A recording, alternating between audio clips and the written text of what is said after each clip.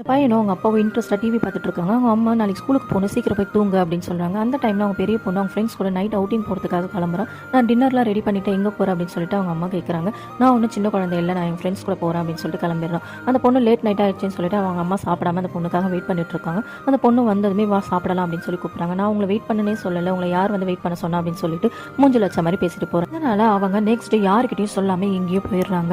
Morning எழுந்ததுமே அவங்க அம்மா இல்லைன்னதுமே அப்பாவும் பொண்ணும் சேர்ந்து டிஃபன்லாம் ரெடி பண்ணி அந்த சின்ன பசங்களை ஸ்கூலுக்கு அனுப்பி விடுறாங்க. ஸ்கூல்லேருந்து ஈவினிங் வந்து அந்த சின்ன பசங்க அவங்க அக்கா கிட்ட அம்மா இங்கே அப்படின்னு சொல்லி கேட்குறாங்க. அம்மா இன்னும் வரலன்னதுமே அந்த சின்ன பொண்ணு இதுவே அம்மா இருந்திருந்தா ஸ்நாக்ஸ் எல்லாம் ரெடி பண்ணியிருப்பாங்க அப்படின்னு சொல்கிறான். உடனே அவங்க அக்கா அந்த சின்ன பசங்களுக்காக பீஸா ஆர்டர் பண்ணி கொடுக்குறா. பீஸாக்காக 2 பசங்களும் சண்டை போட்டுக்கிறாங்க.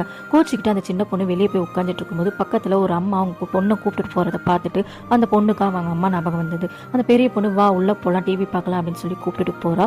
டிவி பார்க்கும்போது 2 பசங்களுக்கு சின்ன பசங்க 2 சண்டை போட்டுக்குதுங்க.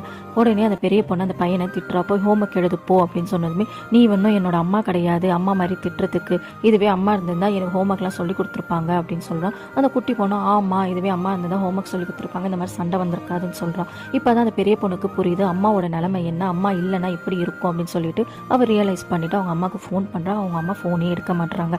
அந்த நேரத்தில் டோர் பெல் அடிக்கிறதுனால எல்லாரும் அவங்க அம்மா தான் வந்திருக்கா அப்படின்னு சொல்லிட்டு கடகடன்னு ஓடி போய் டோர் ஓப்பன் பண்ணால் அவங்க அப்பா வந்திருக்காங்க. ஓகே உங்களுக்காக ஒரு சர்ப்ரைஸ் கொண்டு வந்திருக்கேன், கண்ணை மூடுங்க அப்படின்னு சொல்கிறாரு. கண்ணை மூடின டைமில் அவங்க அம்மா கடகடன்னு உள்ளே போய் ஒளிஞ்சிக்கிறாங்க.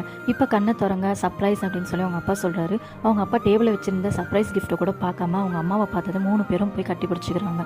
ஒரு வீட்டில் ஒரு அம்மா இல்லைன்னா அந்த வீடே வீடாகவே இருக்காதுன்றது சில பேர்